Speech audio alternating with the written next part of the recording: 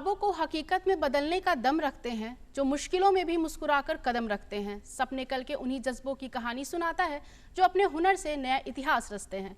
नमस्कार दर्शकों, मैं मैत्री सैनी डीडी बिहार देख रहे आप सभी दर्शकों का स्वागत है आपके अपने कार्यक्रम सपने कल के में। आज के इस खास कार्यक्रम में आपके साथ फिर से एक बार जुड़कर मैं बेहद उत्साहित महसूस कर रही हूँ। दर्शकों, सपने कल के एक ऐसा कार्यक्रम है जहां हम मिलते हैं उन युवाओं से जो अपने सपनों को पूरा करने के साथ साथ अपनी संस्कृति और अपनी परंपराओं को भी एक नई दिशा, एक नई पहचान देते हैं। आज हमारे साथ मौजूद है हमारे बिहार से एक ऐसे युवा कलाकार जिन्होंने बड़े ही कम उम्र में वो सपना जिया है, वो अनुभव किया है जो शायद आज कई लोगों का एक अरमान होगा, एक ख्वाहिश होगी। हम आपको बता दें, जनवरी 2026 में आयोजित विकसित भारत यंग लीडर डायलॉग में इनका चयन हुआ, जहां देश के विभिन्न राज्यों से कई चुनिंदा युवाओं को भी अवसर मिला। और इस विशेष अवसर पर इन्होंने अपने समूह के साथ मिलकर वंदे मातरम की प्रस्तुति दी। और सबसे खास बात तो ये कि ये प्रस्तुति इन्होंने देश के प्रधानमंत्री श्री नरेंद्र मोदी जी के समक्ष अपनी प्रतिभा का प्रदर्शन किया। तो चलिए मिलकर स्वागत करते हैं महिमा मौर्य का। नमस्कार, बहुत बहुत स्वागत है महिमा आपका हमारे इस कार्यक्रम में। आप सभी को मेरा नमस्कार और बहुत बहुत धन्यवाद दूरदर्शन का मुझे यहाँ आमंत्रित करने के लिए। जी, जैसा कि महिमा आप एक लोक गायिका हैं, तो जाहिर सी बात है कि आज का जो ये हमारा कार्यक्रम है वो काफ़ी संगीतमय होने वाला है। तो क्यों ना इस कार्यक्रम की शुरुआत हम आपके ही किसी गीत से, किसी बोल से करें।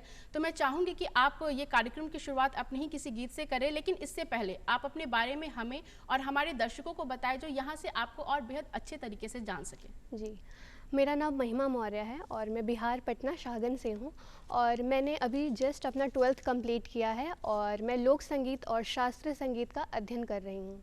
जी बिल्कुल। तो आप आज के कार्यक्रम में हमें क्या क्या सुनाने वाली हैं? आज के कार्यक्रम में मैं सबसे पहले विद्यापति जी के गीत भोलेनाथ से गाऊंगी और उसके बाद फिर मैं विवाह के कुछ गीत गाऊंगी, फिर पूर्वी झूमर और झूमर। जी बिल्कुल। तो क्यों ना हम इस कार्यक्रम की शुरुआत भोलेनाथ के ही गीत से करें। तो मैं चाहूँगी कि आप हमें भोलेनाथ जी का गीत हमें और हमारे दर्शकों को सुनाएं। जरूर।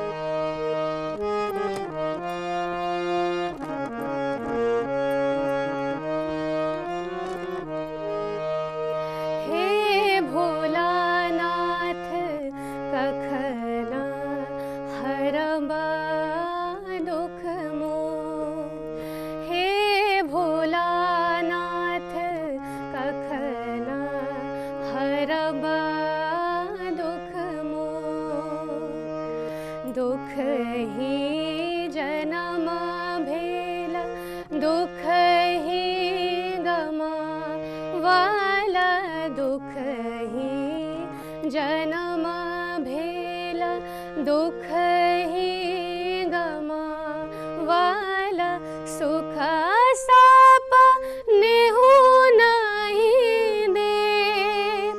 हे भोला नाथ सुख साप नेहु नहीं दे।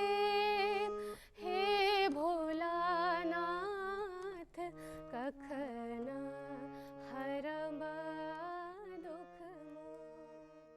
बहुत सुंदर गाना गाया आपने, सच में बहुत सुरीली आवाज़ है और गाना के साथ साथ, गीत के साथ साथ आपने हारमोनियम भी बहुत अच्छा बजाया। महिमा, हम जानना चाहेंगे आपसे कि हर सपने की शुरुआत कहीं ना कहीं किसी छोटी से शो से शुरू होती है। तो जैसा कि हमने आपकी उपलब्धि जानी, आपकी संगीत यात्रा को देखा, तो हम जानना चाहेंगे कि ये शुरुआत कहाँ से हुई और किस तरीके से शुरू हुई, इसके बारे में आप हमें और हमारे दर्शकों को बताएं। तो सबसे पहले मैंने शुरुआत किया बहुत छोटे उम्र से, जब मैं 9-10 साल की थी।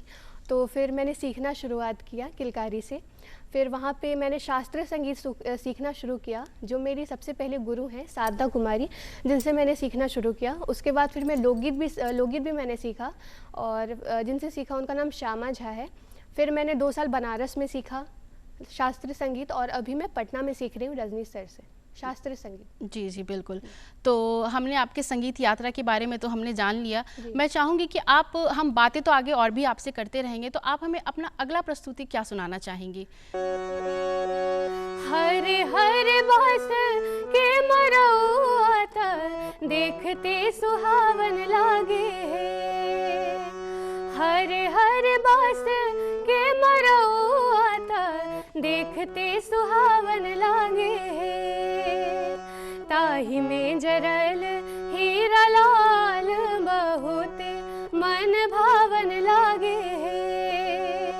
ताहि में जरल हीरा लाल बहुते मन भावन लागे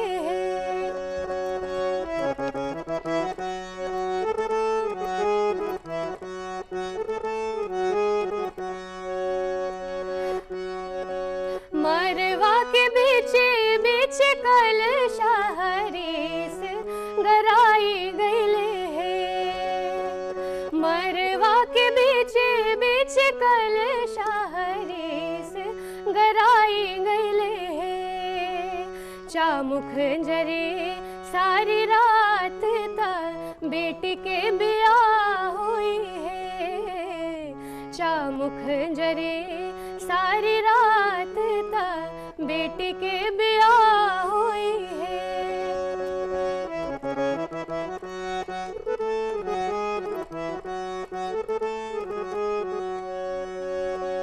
गैया के गोबरा से अंगना सगरो लिपाई गईले गैया के गोबरा से अंगना सगरो लिपाई गईले बेटी लेके बैठे अपन बाबू बाजन बजे लागे बेटी लेके बैठे अपन बाबू बाजन बजे लागे हरे हरे बास के मरौआ देखते सुहावन लागे ताहि में जरल हीरा लाल बहुते मन भावन लागे ताहि में जरल हीरा लाल बहुते मन भावन लागे। धन्यवाद। बहुत खूबसूरत गीत गाया आपने, बहुत अच्छा गीत गाया।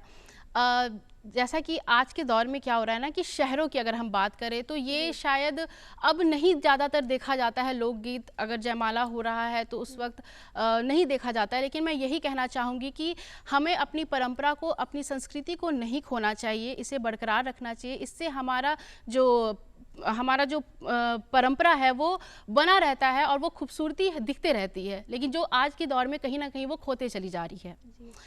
बातों का सिलसिला तो यूँ गीत चलता ही रहेगा, तो क्यों ना हम आगे भी आपसे हम विवाह के गीत ज़रूर सुनेंगे। लेकिन इससे पहले मैं आपसे ये जानना चाहती हूँ कि जब हम बिहार की बात करते हैं तो अपने आप में ही हमें लोक संगीत और हमारे जो लोकगीत है उसका खुद पे खुद ध्यान याद आने लगता है। लेकिन आज के समय में ना नए युवा को ये चीज़ पहुँचाना बहुत मुश्किल है। तो कैसे आपका इस चीज़ के प्रति लगाव हुआ? हमने आपका जो यात्रा है वो तो हमने जान लिया, लेकिन उस किसी भी यात्रा को शुरू करने से पहले उससे एक जुड़ाव होता है, सबसे पहला जुड़ाव होता है, लगाव होता है। तो वो लगाव आपका लोकगीत पे कैसे आया, इसके बारे में आप हमें बताएं। क्योंकि आज के दौर में क्या होता है ना कि लोग ज़्यादातर वेस्टर्न सॉन्ग, पॉप जो सॉन्ग है वो सारा ज़्यादा सुनना पसंद करते हैं, लोकगीत में लोग ज़्यादा इंटरेस्टेड नहीं होते। तो आपका कैसे उसमें लगाव हुआ, उसके बारे में आप हमें बताएं। तो सबसे पहले मैंने जब सीखना शुरू किया लोक संगीत, तो उससे पहले जब मैं सीखती नहीं थी तो मुझे पता नहीं था कि लोक संगीत होता क्या है। मैं छठ गीत सुनती थी, लेकिन जब मैंने सीखना शुरू किया तब मैंने जाना कि सोहर होता है, कजरी होता है, झिझिया होता है, देवी गीत। बिल्कुल, क्योंकि आज के टाइम में ना ज़्यादा लोग को ये सारी चीज़ें पता नहीं है उतनी। हाँ, तो मैंने भी सीखना शुरू किया। उसके बाद फिर मैंने धीरे धीरे जाना कि हाँ लोकगीत संगीत भी होता है, उसमें विवाह गीत होते हैं, संस्कार गीत होते हैं।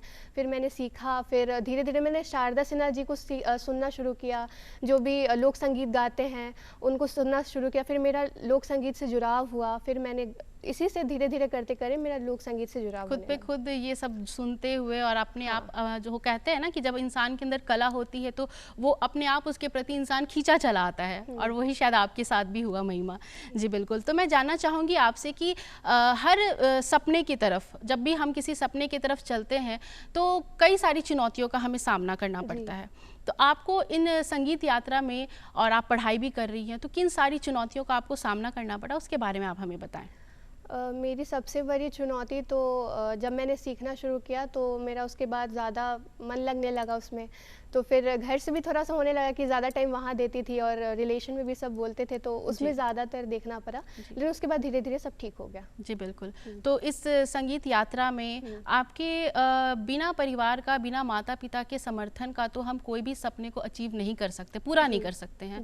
तो उसमें आपका परिवार का कैसा, इस यात्रा में, संगीत यात्रा में परिवार का कैसा समर्थन रहा, कैसा सहयोग रहा, आप उसके बारे में हमें बताएं।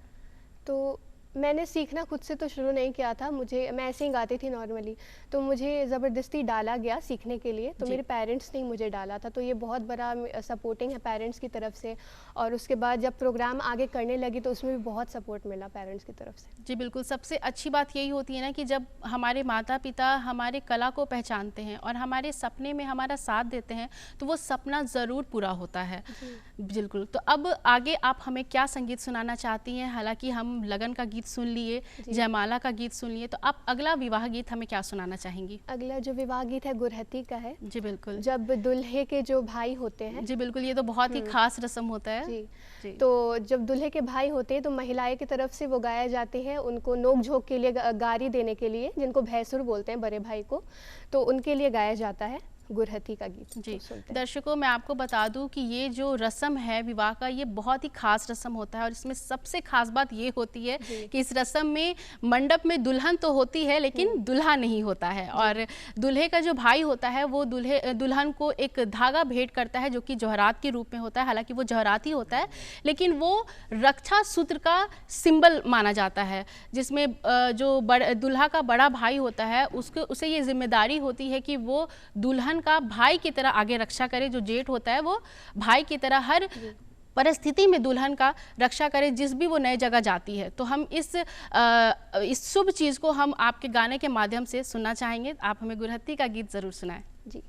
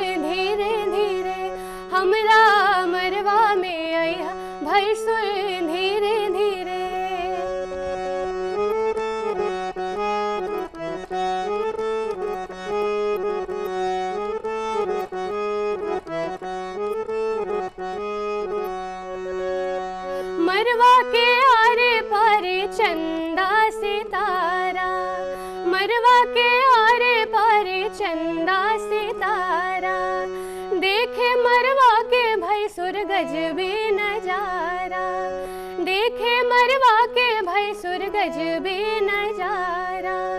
बच के समय हा भाई सुर धीरे धीरे, बच के समय हा भाई सुर धीरे धीरे, हमरा मरवा में आया भाई सुर धीरे धीरे, हमरा मरवा में आया भाई सुर धीरे धीरे, हमरा मरवा में आया भाई सुर धीरे धीरे, हमरा मरवा में आया भाई सुर धीरे धीरे।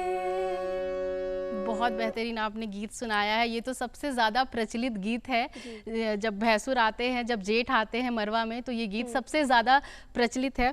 ये बहुत अच्छा गीत गाया आपने। मैं आपसे अगला प्रश्न ये जानना चाहूँगी कि 12वीं के बाद जहां अभी युवा अच्छे से अब डिसाइड भी नहीं कर पाते हैं कि मुझे इस क्षेत्र में जाना है, अपने करियर के बारे में नहीं सोचते हैं, तो मैं जानना चाहूँगी कि आप किस तरीके से, कैसे आपने संगीत में एक अपना करियर बनाने का रिस्क को चुना, क्योंकि जहाँ से, जिस सोसाइटी से, जिस परिवार से हम आते हैं, खास करके ये बिहार में थोड़ा ज़्यादा होता है कि पढ़ लिख कर डॉक्टर बनो, इंजीनियर बनो, पढ़ाई करो, कुछ ऐसा करो, क्योंकि इसमें क्या होता है ना कि कोई सर्टिनिटी नहीं होती है कि पता नहीं आगे चले कि नहीं चले। और हम लड़कियों के साथ सबसे ज़्यादा होता है कि वक्त की बहुत पाबंदी होती है, वक्त बीत जाएगा तो फिर उसके बाद हम क्या करेंगे। तो ये रिस्क जो है वो आपने किस तरीके से उठाया, इसके बारे में आप बताएं हमें, क्योंकि कई लोग अपने सपने को, अपनी कला को यही सोच के दबा देते हैं कि अगर मैं ये करने गया तो फिर मेरा समय चला जाएगा। जी। तो सबसे पहले तो मैंने जो रिस्क लेना मेरे लिए बहुत वो था, टफ था बहुत ज़्यादा लेने का, क्योंकि 12th के बाद जब 11th में जो मैं थी आफ्टर 10th, तो मैंने सोचा कि म्यूज़िक से ही करने के लिए मेन सब्जेक्ट जो था, लेकिन जो रिलेशन में होते बोलते कि नहीं साइंस लो या फिर कॉमर्स लो, लेकिन मैंने रिस्क लिया क्योंकि मेरा बचपन से शौक था और मेरा बहुत मन भी था कि मैं इससे आगे करूं, तो रिस्क लेना थोड़ा टफ था, लेकिन मैंने किया। लेकिन ज़्यादातर सपोर्ट मेरा तब आने लगा जब मैं नेशनल में मेरा सिलेक्ट हो के आई, तब उसके बाद ज़्यादा मेरे को मिला कि हाँ ठीक है इससे कर सकते हैं। जी बिल्कुल, जब उस एक कॉन्फिडेंस आ गया होगा खुद में कि हाँ जब मैं वहाँ तक पहुँच गई हूँ तो मैं आगे भी ज़रूर बढ़ सकती हूँ। तो इसीलिए कोई भी चीज़ हो, अगर हम किसी भी करियर की शुरुआत करते हैं तो जाहिर सी बात है हम कोई ना कोई रिस्क ज़रूर उठाते हैं। उसको उठाने से हमें पीछे हटना नहीं चाहिए कि जब तक हम आगे नहीं बढ़ेंगे तब तक हम कुछ भी नहीं कर सकते हैं। बिल्कुल, जब आप पढ़ाई भी कर रही थी और साथ साथ आप संगीत भी कर रही थी, ठीक है, तो होता क्या है कि जब हम पढ़ाई करते हैं ना तो हमें समय नहीं मिलता है, क्लास जाते, स्कूल जाते हैं, स्कूल के बाद अदर क्लासेस भी हमारे होते हैं, तो कैसे आपने पढ़ाई और संगीत के बीच में संतुलन बनाया, कैसे रियाज किया, उसके बारे में आप हमें बताएं।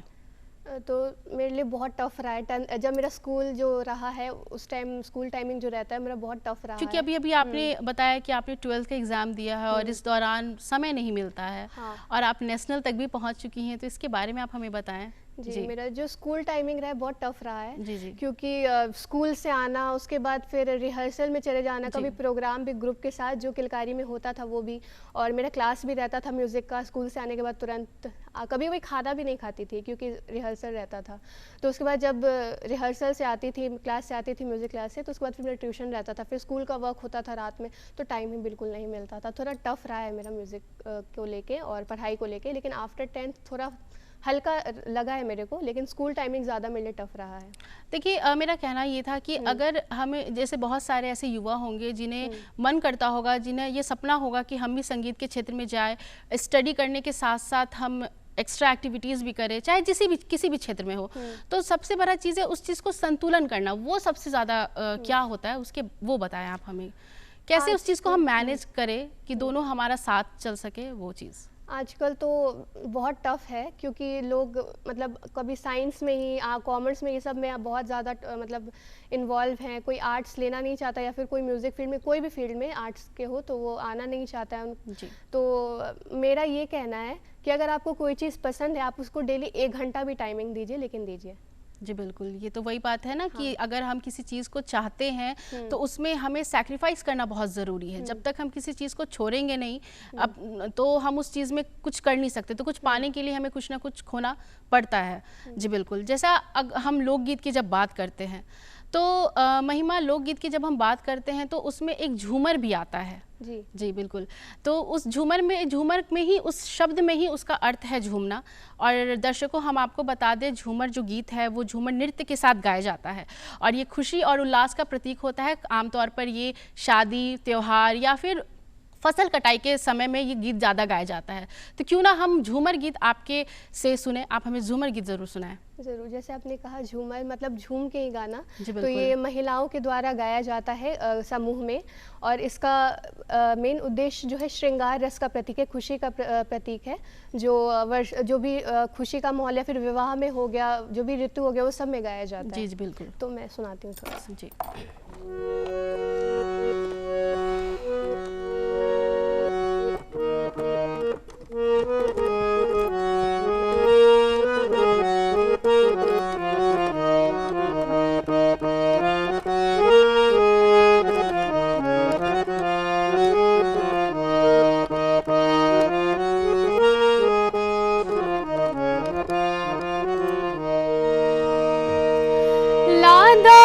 बलम झुलनी लादा हो बलम झुलनी लादा हो बालम लादा हो बलम झुलनी लादा हो बलम झुलनी लादा हो बालम मोरा जिया ललचाए हो झुलनी लादा हो बालम मोरा जिया ललचाए हो झुलनी लादा हो बालम।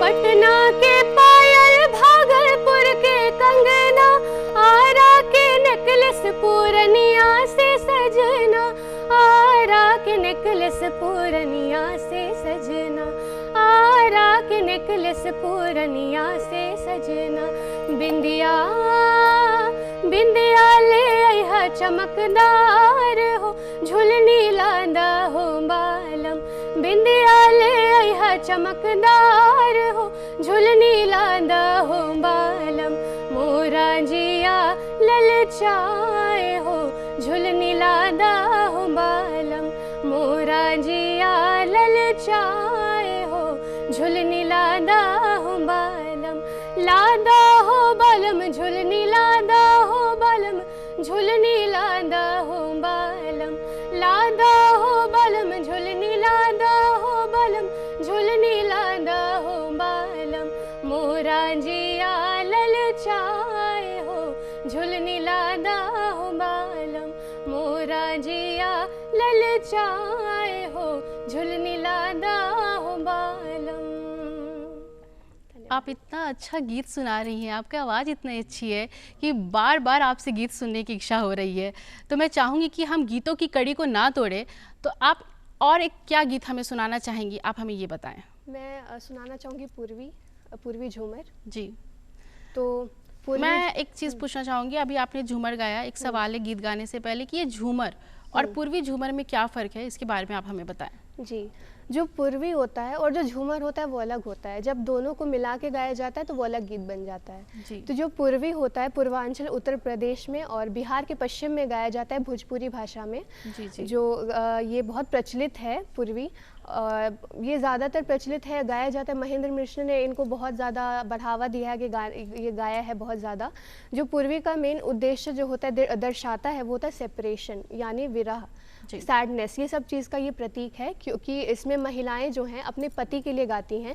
जब पति देश से बाहर या फिर आफ्टर मतलब कि कंट्री के बाहर मतलब कि जाते हैं कमाने के लिए, तो जो पत्नी हैं उनके विरह में ये गाती हैं, ग्रामीण क्षेत्र में पत्नी गाती हैं। तो इसी का ये प्रतीक है पूर्वी जो गाया जाता है। जी, मतलब दर्शकों, झूमर और पूर्वी झूमर में खास तौर पे यही फ़र्क देखा गया है कि झूमर जो है वो खुशी और उल्लास के समय में हम गाते हैं, और ये जो पूर्वी झूमर है ये विरह जब होता है, जब कोई पत्नी अपने पति के लिए दुख व्यक्त करती है तो उस वक्त हम पूर्वी झूमर गाते हैं। ये एक खास तौर पर ये अंतर होता है इन दोनों के में। झूमर जो होता है वो झुमा देने वाला, जो श्रृंगार रस का प्रतीक है, महिलाओं के द्वारा जो गाया जाता है। और जो पूर्वी झूमर जो होता है, पूर्वी जो होता है कि वो धीमे गाया जाता है और ज़्यादातर उसमें ऊंचे स्वरों का प्रयोग होता है।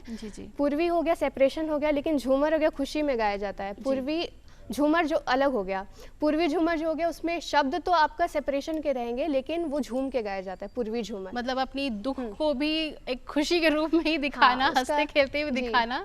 जी, बस उसका बीट जो है फास्ट हो जाता है, इसीलिए वो पूर्वी झूमर हो जाता है। तो हम ये गाना आपसे, ये गीत हम ज़रूर सुनना चाहेंगे पूर्वी झूमर, तो आप प्लीज़ हमें सुनाएं।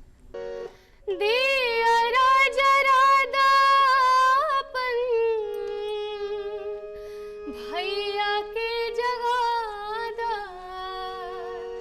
दियरा जरादापन, भैया के जगादा दूसरे रतिया हरिया रे नंदी दियरा जरादा दूसरे रतिया हरिया रे नंदी